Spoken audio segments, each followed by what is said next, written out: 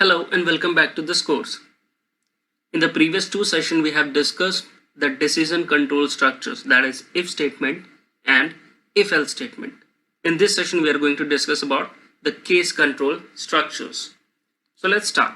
Now in real life, we are often faced with situation where we are required to make a choice between a number of alternatives rather than only one or two. For example, which schools to join. So we have a number of options for that.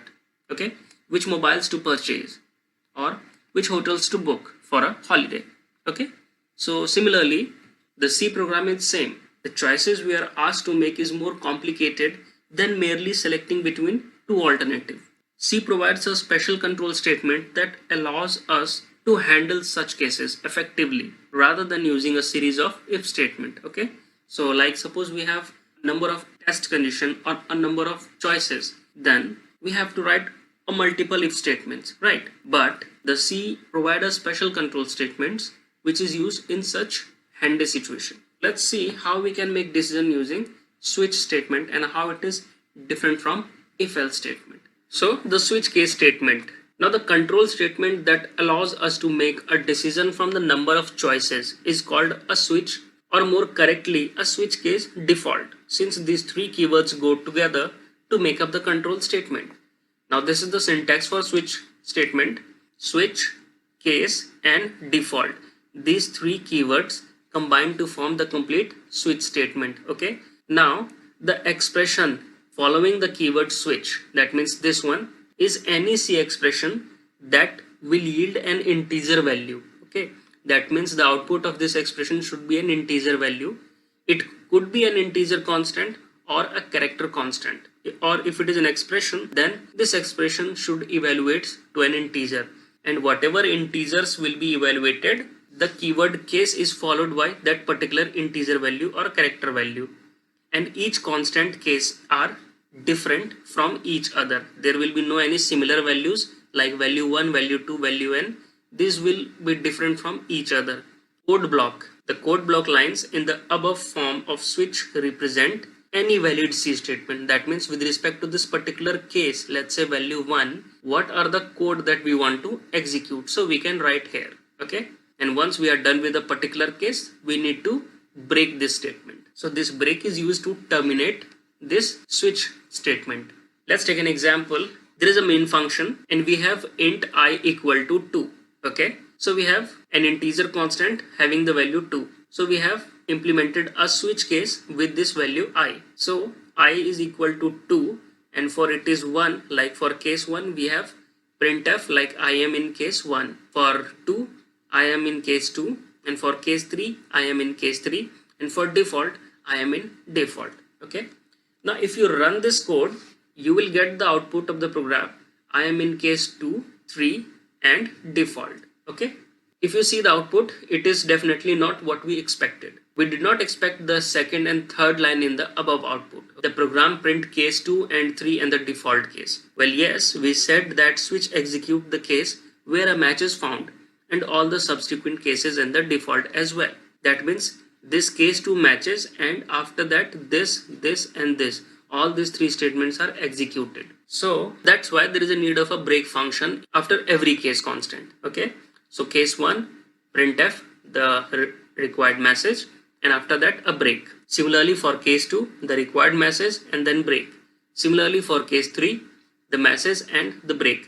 And you will see that after default there is no any break function, because this default will be executed if any of the case constant doesn't match. Okay, so if we run this code, we'll get the actual output that we will be expecting. Okay? Next thing is if else if ladder. Now this same scenario can be implemented by if else if ladder. Now what is this if else if ladder is that sometime in programming we need to test multiple conditions back to back. Then if else statement does not fit for such kind of situation. So there is modified form of if else is used as shown. Okay, so this is the syntax for if else if ladder, like if then condition, and if it is condition is true, then this first condition will be executed, else another condition, like for second condition the new condition is tested and required statement will be executed, and similarly keeps on testing multiple condition, and at the last we have an else block that if any of this condition does not satisfy, then at the end else block will be executed for false branch. So if you see, the execution of this if else ladder is equivalent as of switch. Okay, so we can perform the same scenario using this if else if ladder. We can execute one group of statement if the expression evaluates to true, and if the expression evaluates to false, then we can perform another test expression and follow the same execution pattern. The statement is used called as if else if statement, and the syntax for the statement is as we have discussed here. Now if you see, this if else if ladder and the switch case statement are both equivalent. That means we can use both of them to implement a similar scenario. So what is the difference between this switch versus if else ladder? Okay, the very first is the condition expression. Okay, now there are some things that you simply cannot do with the switch, and these are: a float expression cannot be tested using a switch, as we have seen that the expression in switch case statement is a constant value, whether it is an integer constant or a character constant. Cases can never have variable expression. That means we cannot write case a plus 3. We have to write a constant value like case 3, case 4, case 5, and so on. Multiple cases cannot use same expression, as we have already seen that the case constant have different values from others. But if else ladder support all these constant of switch case statement. Okay, that means we can test a float expression, we can test in variables, even multiple cases have same expression. Okay, second most important thing for switch is execution speed. Switch works faster than an equivalent if else ladder. Now this is because the compiler generates a jump table for a switch during compilation. As a result, during the execution, it simply refers the jump table to decide which case should be executed, rather than actually checking which case is satisfied. But in case of if else ladder, the evaluation is at the execution time, so the speed is slow as compared to switch. Okay, but there is a contrary, like if there is one or two condition test, then if else will work faster than the switch, because switch will have to create a jump table and then refer that jump table to execute a particular case. Okay, so whenever there is a number of choices increasing more than 5 to 6, then it's better to use switch instead of if else ladder. Okay, now let's understand with an example in the code block.